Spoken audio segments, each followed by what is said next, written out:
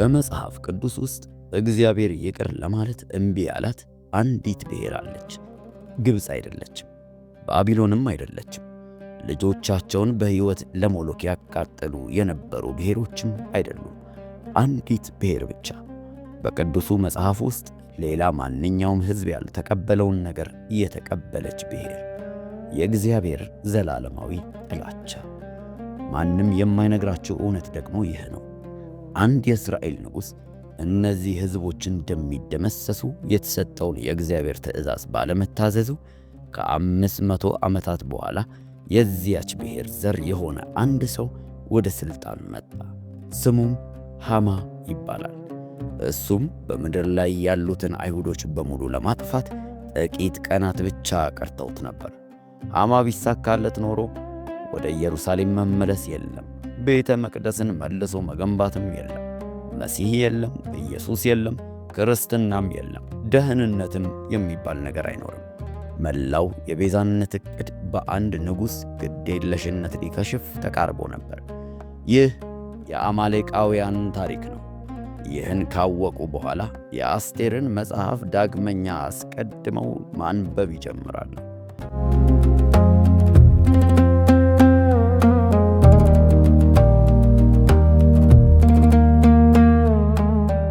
አማሌቅ እንዲሁ በአጋጣሚ የተገኘ ጠላት አልነበረም። እሱ ቤተሰብ ነበር። የያዕቆብ መንታ ወንድም የኤሳው የልጅ ልጅ። ኦሪት ዘፍጥረት 36ኛው ምዕራፍ 12ኛው ቁጥር እንደነገረን አማሌቅ የተወለደው ከኤሳው የበኩር ልጅ ከኤልፋዝና ከቁባቱ ከቲምና ነው። ነገር ግን የቲምና ታሪክ ከጀርባው አንዳች የጠቆረ ምስጢር አለው። በአይሁድ መምህራን ወይም ትውፊት መሠረት ቲምና ወደ አብርሃም የቃል ኪዳን ቤተሰብ ለመቀላቀል ለመለወጥ የፈለገች ልዕልት ነበረች። ከአብርሃም ከይስሐቅና ከያዕቆብ ዘንድ ተቀባይነትን ፈለገች፣ ነገር ግን ውድቅ ተደረገች። በዚህም ምክንያት ወደ ኤሳው የዘር መስመር ተቀላቅላ በማግባት አማሌቅን ወለደች። መምህራኑ እንደሚሉት እሷም በክብር ልቀላቀላቸው ካልቻልኩኝ በውርደት እቀላቀላቸዋለሁ አለች። የእሷ ምሬትና መገለል ወደ ልጇ ማንነት ተላለፈ። ኤሳው ራሱ መቼም የማይድን ቁስል ተሸክሞ ነበር።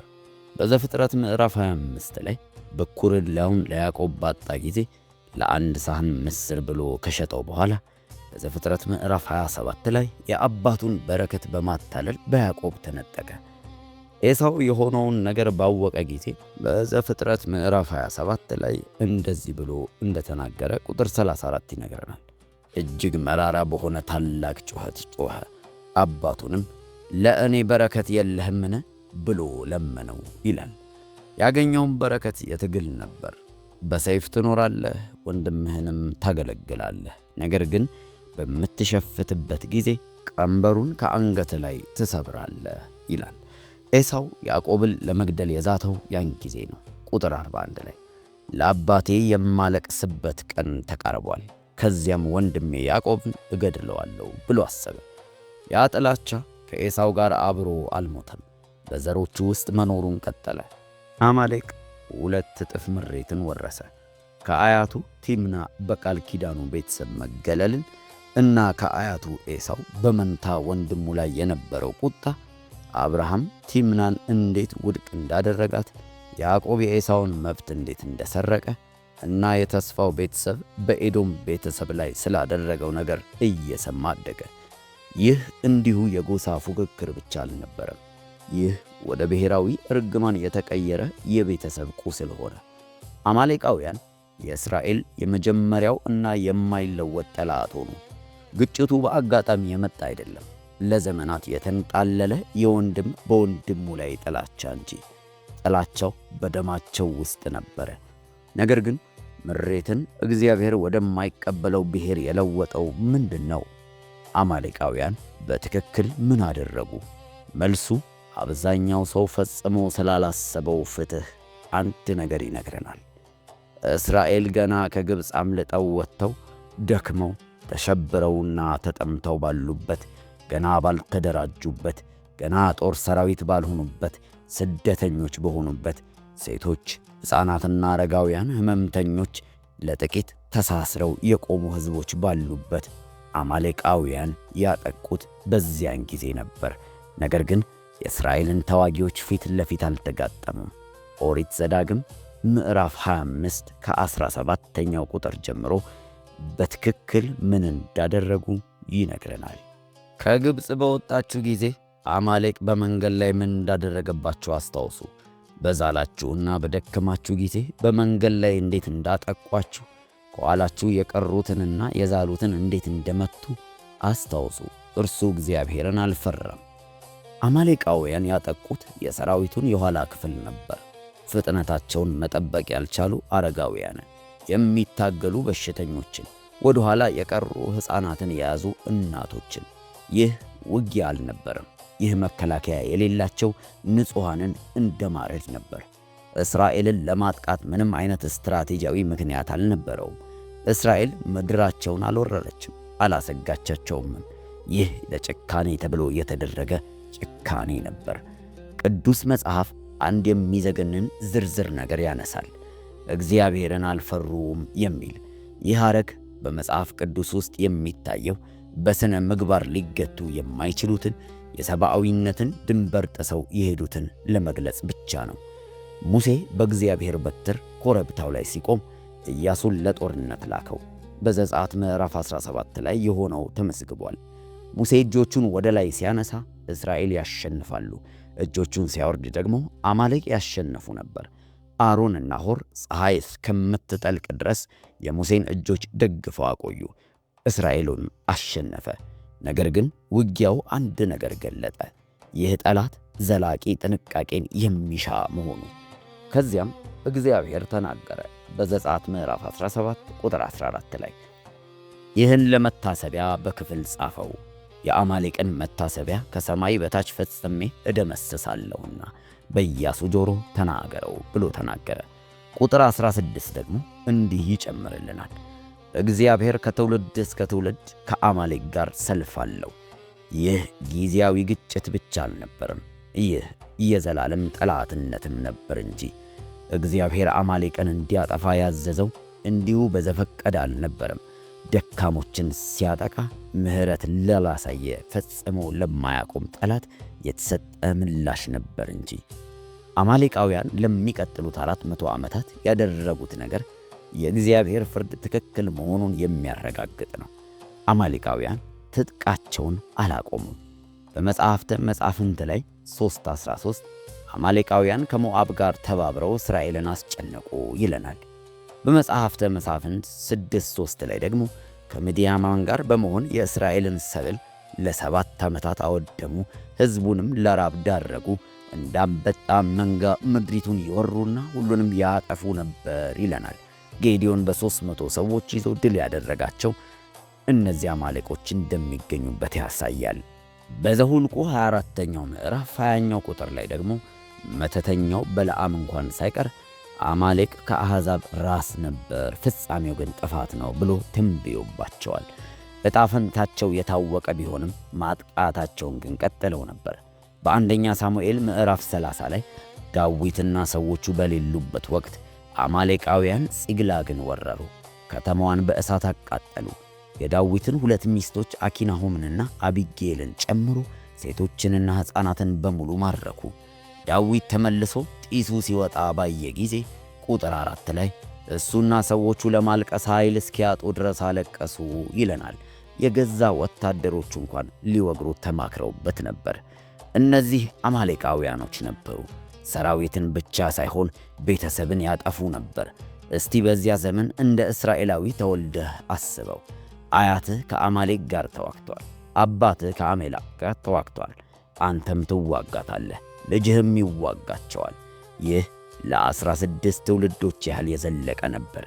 16 ትውልድ ሙሉ ወላጆች በአማሌቃውያን ወረራ የተገደሉ ልጆቻቸውን ቀበሩ። 16 ትውልድ ሙሉ የተረፉት ሰዎች በደካሞች ላይ የተፈጸመውን ግፍ ሲተርኩ ኖሩ። ያው ጥላቻ ከአባት ወደ ልጅ ለ16 ትውልዶች ተላለፈ። ያ ጥላቻ በትውልድ መካከል ሳይለወጥ ቀረ። እያንዳንዱ የአማሌቅ ትውልድ ጦርነቱን ለመቀጠል መረጠ። ሰላምን ፈልገው አያውቁም፣ ንስሐ ገብተውም አያውቁም፣ ማጥቃታቸውንም አላቆሙም። ይህ በውርስ የመጣ በደል ብቻ አይደለም። ይህ በፈቃደኝነት የታቀፈ የትውልድ ጥላቻ ነው። ለ400 ዓመታት ያህል እግዚአብሔር እስራኤል ራሳቸውን እንዲከላከሉ ፈቀደላቸው። ለ400 ዓመታት ያህል አማሌቃውያን እንዲለወጡ፣ ጥቃታቸውን እንዲያቆሙና ሰላምን እንዲፈልጉ ዕድል ተሰጥቷቸው ነበር። ግን አላደረጉትም። ጥያቄው ይፈረድባቸዋል ወይ የሚለው ሳይሆን መቼ ይፈረድባቸዋል የሚለው ሆነ። ይህ አባቶች ስለሰሩት ኃጢአት ልጆችን መቅጣት አልነበረም። ይህ ትውልድ ከትውልድ ጭካኔንና ግፍን የመረጠች ብሔር ጉዳይ ነው። ለመለወጥ 4 ክፍለ ዘመናት ነበራቸው፣ ግን አልተለወጡበትም። እግዚአብሔር በቂ ጊዜ ጠብቋል። አሁን የእስራኤልን የመጀመሪያ ንጉሥ የብሔራትን ዕጣ ፈንታ የሚወስንበትን ተልእኮ ሊሰጠው ነው። ያም ንጉሥ ሊታሰብ በሚችል እጅግ አስከፊ መንገድ ተልእኮውን ይስታል፣ ይከሽፋል። እግዚአብሔር ነቢዩ ሳሙኤልን ወደ ንጉሡ ሳኦል ዘንድ በግልጽ ትእዛዝ ላከው።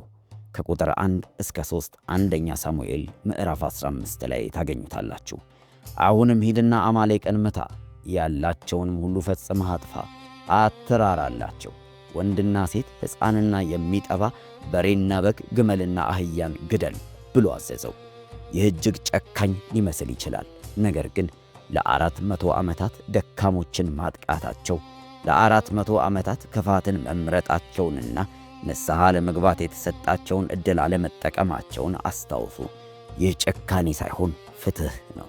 ይህ የቀድሞ አባቶቻቸው ስላደረጉት ነገር የሚሰጥ ቅጣት ሳይሆን እነርሱ ራሳቸው አሁንም እያደረጉት ስላለው ነገር የተሰጠ ፍርድ ነው። ሳኦል 200,000 ወታደሮችን አሰባስቦ አማሌቃውያንን በጦርነት አሸነፋቸው። ሙሉ ወታደራዊ ድል ተቀዳጀ። ከተሞቻቸውን ያዘ።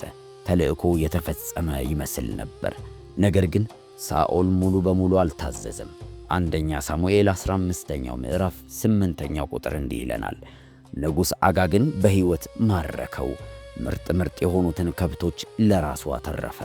ምክንያቱ ደግሞ ሕዝቡ ምርጥ እንስሳትን ለእግዚአብሔር ሊሰዉ ስለፈለጉ ነው በሚል ነበር ይለናል።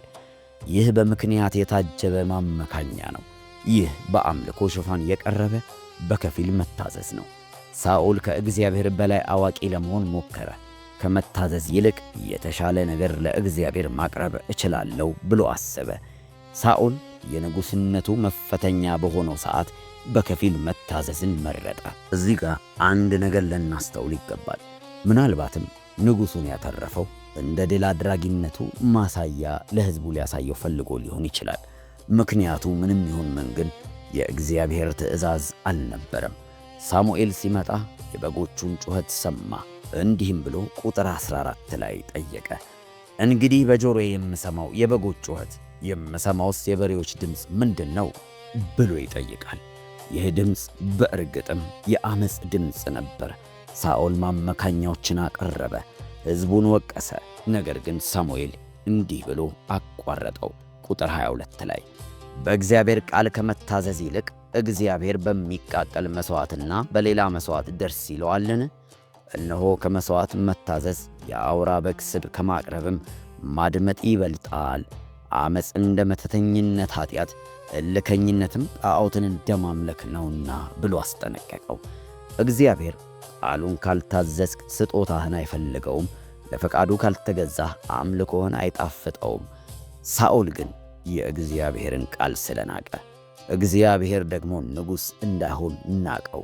ከዚህ በኋላ ግን ሳሙኤል ራሱ ሰይፉን አንስቶ በቁጥር 33 ላይ ሰይፍህ ሴቶችን ያለ ልጅ እንዳስቀረች እንዲሁ እናትህ በሴቶች መካከል ያለ ልጅ ትቀራለች ብሎ አጋግን በእግዚአብሔር ፊት ቆራረጠው ይለናል። የአማሌቅ ንጉሥ ሞተ፣ ግን ጉዳዩ ደርሶ ነበር። ሳኦል ዕድሉን አጥቷል። መንግሥቱ ተወሰደች። የእግዚአብሔርን መንፈስ ከእርሱ ራቀ። ሳኦል አንዲትን ነፍስ በማትረፉ ብቻ ዙፋኑን፣ ክብሩንና የወደፊት ታሪኩን አጣ። ነገር ግን ዋጋው ከሳኦል ሕይወት በላይ እጅግ የራቀ ነበር። 500 ዓመታት አለፉ። እስራኤል በምርኮ ናት። ፋርስ ዓለምን እየገዛች ነው። የአይሁድ ሕዝብ በተለያዩ ከተሞች ተበታትነው ይኖራሉ። በዚያን ጊዜ ግን ሐማ የተባለ ሰው በንጉሥ አርጤክስስ ፊት ታላቅ ሥልጣንን አገኘ። የአስቴር መጽሐፍ 3ኛው ምዕራፍ 1ኛው ቁጥር እንደዚህ ያስተዋውቀዋል። ንጉሡ የአጋጋዊውን የሐማማቱን ልጅ ሐማን ከፍ ከፍ አደረገው። አጋጋዊው ማለትም ሳኦል ያተረፈው የአማሌቁ ንጉሥ የአጋግ ዘር ሐማ አማሌቃዊ መሆኑን የሚያሳየን ይህ ክፍል ነው። የዚያ ንጉሥ ደም ሳይጠፋ ቀርቷል። መርዶክዮስ ለሐማ አልሰግድም ባለ ጊዜ ታዲያ ሐማ በመርዶክዮስ ላይ ብቻ ሳይሆን በአይሁድ ሁሉ ላይ ተቆጣ። አይሁድን በሙሉ ለማጥፋት አዋጅ አወጣ። ይህ የዘር ማጥፋት ሙከራ ነበር። እስቲ ምን ያህል የተገናኘ እንደሆነ ራሳችሁ አስቡት። ሳኦል አጋግን በመራራቱ በከፊል እግዚአብሔርን በመታዘዙ ደሙ ቀጠለ። ከ500 ዓመታት በኋላ የአደም ሐማን ወለደ። ሐማ በፋርስ ግዛት ውስጥ የነበሩትን አይሁዶች በሙሉ ሊያጠፋ ለጥቂት ቀረው። ሐማ ቢሳካለት ኖሮ ወደ ኢየሩሳሌም መመለስ የሚባለው ነገር አይኖርም። መሲህ የሚባለውም የለም። ኢየሱስ የለም። ደህንነትም አይኖርም። ያ ሁሉ የሆነው አንድ ንጉሥ አንዲትን ነፍስ ለማጥፋት በመራራቱ ነው። ከ500 ዓመታት በኋላ መላው የሰው ልጅ የቤዛነት ዕቅድ በአደጋ ላይ ወደቀ። ነገር ግን እግዚአብሔር ግን ገና አልጨረሰም ነበር። አይሁዳዊቷ ንግሥት አስቴር የሐማን ሴራ ለማጋለጥ ሕይወቷን እንኳን አደጋ ላይ ጣለች። የሳኦል ነገድ ከሆነው ከቢንያም ወገን የተወለደው መርዶክዮስ ለሐማ አልሰግድም አለ። የሳኦል ቤተሰብ ሳኦል ሳይጨርሰው የቀረውን ተልእኮ ለመፈጸም ሁለተኛ ዕድል አገኘ። አስቴር ሴራውን ገለጠች። ሐማ በንጉሡ ፊት ተጋለጠ። ለመርዶክዮስ ባዘጋጀውም ስቅላት ላይ ራሱ ተሰቀለ። አይሁዳውያኖች ሁሉ ዳኑ። አዋጁ ተገለበጠ። የአማሌቃውያንም ስጋት በመጨረሻ ለዘላለም ተወገደ። አንድ የመተላለፍ ድርጊት፣ አንዲት የተረፈች ነፍስ ከ500 ዓመታት በኋላ መላው የአይሁድ ዘር እንዲጠፋ ልታደርግ ጥቂት ቀርቷት ነበር። መታዘዝ ዋጋ ያለው ለዚሁ ነው። በከፊል መታዘዝ አሁንም አለመታዘዝ መሆኑን የምንረዳው እዚሁ ጋር ነው። የእግዚአብሔር ትእዛዞች እኛ በራሳችን አዋቂነት የምናሻሽላቸው የሐሳብ ጥቆማዎች አይደሉም። ሳኦል አጋግን በሕይወት ያተረፈው ዓመፀኛ ለመሆን አስቦ አልነበረም። ይልቁንስ ምክንያታዊ መስሎ ስለታየው ነበር። አንድ ድል አድራጊ ምልክት፣ እንደ ስኬቱ ማረጋገጫ፣ ምናልባትም እንደ ርኅራኄ ድርጊት ቆጥሮት ሊሆን ይችላል። ጥበብ መስሎት ነበር። ጥሩ ውሳኔ መስሎት ነበር። ነገር ግን ሁሉንም ነገር ሊያጠፋ ተቃርቦ የነበረ አደገኛ ሁኔታ ነበር። በከፊል መታዘዝ የሚሠራው እንዲህ ነው። ራሱን እንደ አለመታዘዝ አያስተዋውቅም። ይልቁንም እንደ ጥበብ፣ እንደ ተለዋዋጭነት ወይም የትእዛዙን መንፈስ ተረድቶ እንደ ማመቻቸት ይለወጣል። ለምሳሌ እግዚአብሔር አስራት አውጡ ሲል፣ እኛ ግን ሲኖረን እንሰጣለን እንላለን። እግዚአብሔር ከፈተና ሽሹ ሲል፣ እኛ ግን እችለዋለሁ፣ እኔ እኮ ዝም ብዬ በጓደኝነት ነው የቀረብኩት እንላለን። እግዚአብሔር ይቅር በሉ ሲል፣ እኛ ግን መጀመሪያ ይቅርታ መጠየቅ አለባቸው እንላለን። ሳኦል የእግዚአብሔርን ትእዛዝ አልቀበልም አላለም። ይልቁንም የእግዚአብሔርን ትእዛዝ ፈጽሜያለሁ ነበር ያለው። የገዛ ማመካኛውን አመነ። አለመታዘዙን መታዘዝ ብሎ ሰየመው። የሳሙኤል ምላሽ ግን አስደንጋጭ ነበር። ታዲያ በጆሮዬ የምሰማው ይህ የበጎች ጩኸት ምንድን ነው አለ። አለመታዘዙ ሊደበቅ የማይችል ግልጽ ድምፅ ነበረው። ጥያቄው ይህ ነው። ዛሬ ሳሙኤል ወደ ሕይወቱ ቢመጣ ምን ይሰማችኋል? ማንኛው ጩኸት ነው አሳልፎ የሚሰጠን? እግዚአብሔር አጥፋው ያለን፣ እኛ ግን በሕይወታችን ያቆየናቸው የትኛው ስምምነቶች ነው በእኛ ጋር ያሉት? ምናልባትም እግዚአብሔርን እንደማያከብር እያወቀን እኔ መረዋለሁ ብለን ያመንበትን ግንኙነት ሊሆን ይችላል። ምናልባትም ለጭንቀት ማስታገሻ ነው ብለን ስም ያወጣንለት መጥፎ ልማድም ሊሆን ይችላል። ምናልባትም ወሰን ማበጀት ነው ብለው የሰየሙት ምሬት ወይም የገንዘብ ብልሃት ነው ብለው ያሰባሰቡት ስግብግብነትም ሊሆን ይችላል። በሕይወታችን ያለው አጋግ አደገኛ ላይ መስል ይችላል። አጋግ በሰንሰለት የታሰረ የተሸነፈ ንጉሥ ይመስል ነበር። ቁጥጥር ስር ያለና ጉዳት የማያደርስ ይመስላል። ነገር ግን ከ500 ዓመታት በኋላ ያ ጉዳት የሌለው ውሳኔ ሐማን ይወልድልሃል። ዛሬ እኛ የተውነው ወይም ያተረፍነው ነገ ልጆቻችንን ሊወጋ የሚያሳድድ ጠላት ሊሆን ይችላል። ዛሬ የታገሱት ነገር የነገው ትውልድ ቀውስ ሊሆን ይችላል። ሳኦል ምክንያታዊ የሆንኩ ነው ብሎ አሳስቦት ነበር። ነገር ግን የልጅ ልጆቹ በእሱ ምክንያት ሊሞቱ ተቃርበው አንድ እርምጃ ቀርቷቸው ነበር። ነገር ግን ምሕረቱ እዚህ ጋር ነው። እንደ አማሌቃውያን ሳይሆን እርሶ አሁንም ንስሐ መግባት ይችላሉ። እንደ ሳኦል ሳይሆን መዘዙ ከመምጣቱ በፊት አሁንም ሙሉ በሙሉ መታዘዝን መምረጥ ይችላሉ። እድሉ አሁንም ክፍት ነው። ነገር ግን ለዘላለም ክፍት ሆኖ ደግሞ አይቆይም። እግዚአብሔር ይቁም እያለን እኛ ግን አይሆንም ብለን እየተደራደርንበት ያለውን ነገር ዛሬ በእግዚአብሔር ፊት አውጥተን መናዘዝ ቢሆንልን መልካም ይሆንልናል። የአማሌቃውያንና የንጉሥ ሳኦል ታሪክ የሚነግረን አንድ ትልቅ እውነት አለ። ዛሬ በግማሽ ልብ የምንታዘዘው ትእዛዝ ነገ ለልጆቻችን ሙሉ ጦርነት ሆኖ ይመጣባቸዋል።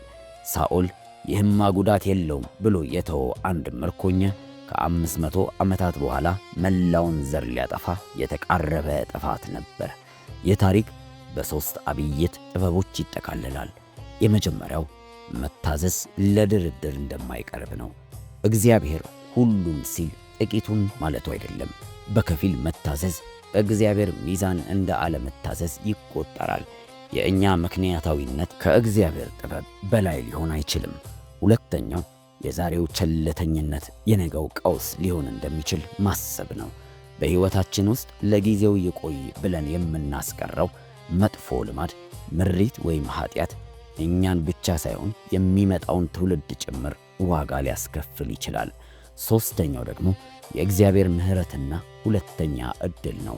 ሳኦል ባለመታዘዙ ዕድሉን ቢያጣም እግዚአብሔር ግን በቢንያም ነገድ በኩል በአስቴርና በመርዶኪዮስ ያንን ታሪክ እንዲታረም አድርጓል። እግዚአብሔር ሁል ጊዜ ታሪካችንን የምናስተካክልበት ሁለተኛ ዕድል ይሰጠናል። ዛሬ በሕይወቱ ውስጥ እግዚአብሔር እንዲወገድ የፈለገው ነገር ምንድን ነው? ያንን ነገር አሁኑ በቆራጥነት በመጨረስ ለልጆ የሰላምና የበረከት እንጂ የጦርነትና የጥላቻ ውርስ እንዳያስተላልፉ ዛሬውኑ ይወስኑ። ከመሥዋዕትነት በላይ መታዘዝ እንደሚበልጥ እንዳይረሱ። እስቲ እርሶስ ከዚህ ቪዲዮ የተማሩትን አንዳች እውነት በአስተያየት መስጫው ላይ በማስቀመጥ ሌሎችም ይማሩበት ዘንድ አሳርፉ። ሐሳቦትን ያስቀምጡልን። እንዲህ አይነት አስተማሪ መጽሐፍ ቅዱሳዊ እውነታና ታሪኮችን የሚያገኙበት ምርጡ ቻናል ኢፒክ ባይብል። አሁኑኑ ሰብስክራይብ በማድረግ የሚጠቅማችሁን እውነት ተካፈሉ። መልካም ቆይታ።